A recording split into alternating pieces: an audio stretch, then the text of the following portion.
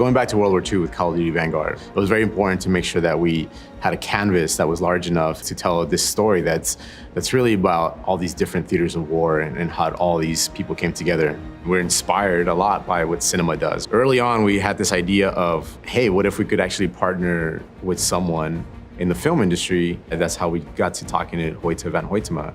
It's allowing us to bring in some of his sensibilities and his philosophies into our format. It just has a very different set of rules and a very different set of sort of philosophies as if you would be making a movie. But what if you would approach this game as if it was a movie? You would start thinking about its concepts and about its colors and about its cameras and about its angles as if you were doing a film. And that is a very different mindset. I think if anything, it was just a huge learning experience for like the whole team.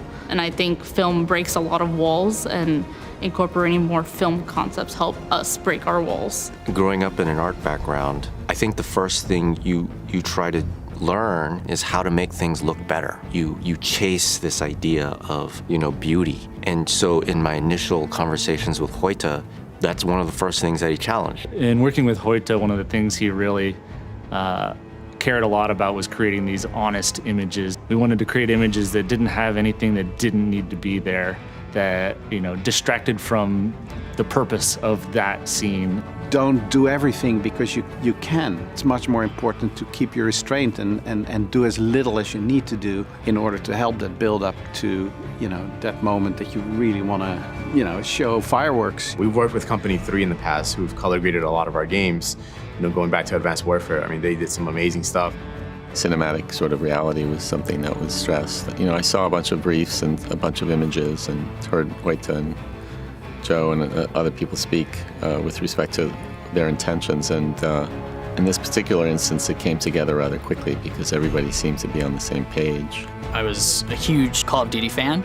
So as soon as I heard, I was thrilled. I was like, how can I be a part of this? And I was part of kind of that initial testing phase of what does the game need to feel like? How do we want this to be different than any other game? With Operation Tonga, we're creating this experience of like a soldier separated from his team, all on his own. We needed to create this very isolated experience. Working with someone like Hoyte, who understands lighting and cameras and has this immense knowledge to share with us, gave us a lot of information that let us ask the right questions when we were working with Company 3. I think there's a lot of moments that maybe traditionally they would have been flamboyant and crazy, and now they're much more restrained and suddenly they become more meaningful. When we were initially testing out Tonga, we were able to test out different looks, see how certain scenes reacted to a particular LUT or pushing it cooler or warmer.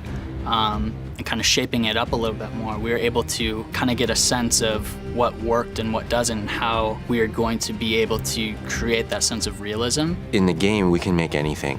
It's CG, right? It's computer graphics. So the more you do that, the more that the game feels like a game and it feels like a fantasy. We had a lot of discussions about how can we make things feel more real and how can we make things feel as if they're part of our real world. Sometimes you can create a beautiful sunset, right, just because you can, but maybe that sunset you should just tone down, make it grayer, make it a little bit more depressing, make it a little bit lesser flashy.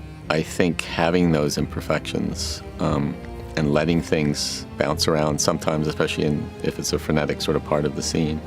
For me, I've learned over the years that, the biggest source of realism is imperfection. And those kind of little choices all over the whole thing, I think they were very important in adding that kind of realism. When we're iterating on cameras, we would have a character performance and the camera would track the character perfectly. It just seemed artificial. And then so what we did was we pretended like there was a camera operator, and that camera operator couldn't keep up with the choreography because the choreography is so fast. We are working in CG. We can put the camera literally anywhere we want, but we wanted to restrain ourselves and put the camera in places that it could actually be put. There are some examples where it does seem like a very intricate camera move, but it should always be something that could have been done in the real world. The team has these amazing ideas and creative energy, and so it's all about like just heightening that and just giving them more tools and bringing more people into the conversation to push us further, right?